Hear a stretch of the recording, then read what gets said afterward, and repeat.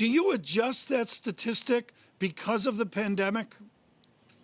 So I think that's an open question right now. Normally, a really bad recession would lead one to lower their estimate of trend GDP growth because there are longer run impacts from short run events like recessions. However, I think it's a little early to say right now because this recession was so short and the recovery so far has been robust enough that I think it's an open question. So, for example, normally one would say that the slowdown in capital spending after a recession would lead to slower productivity growth. Right now, it's not clear how much capital spending is actually slowing. We obviously had a bad second quarter, but a good rebound in the third quarter. So I think the jury is still out. It's something we've been considering quite a bit, but right now we're leaving our estimate unchanged at 1.5% for potential GDP growth. Michael, since an increasing number of people are saying the same thing that you are, that this economic recovery has been more robust than people had expected, and that the recession perhaps a bit shallower, does that mean that there is a greater chance of bigger inflationary pressures given the amount of money that the federal government has thrown at this? At the margin, yes.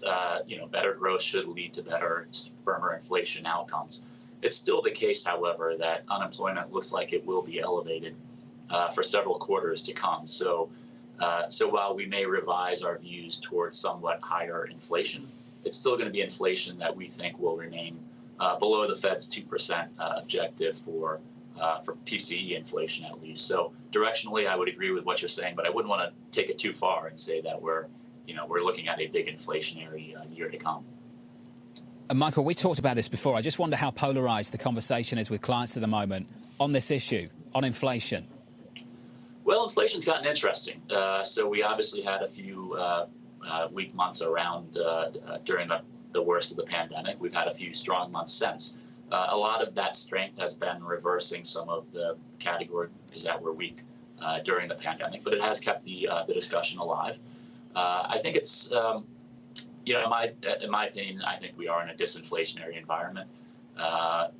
And as you say, the discussion, I'm sure it's polarizing as much as it was perhaps in 2009 when we first were experimenting with expanding the Fed balance sheet. But people definitely are interested in it, particularly given the central importance now it has in the prospects for a future Fed rate hike.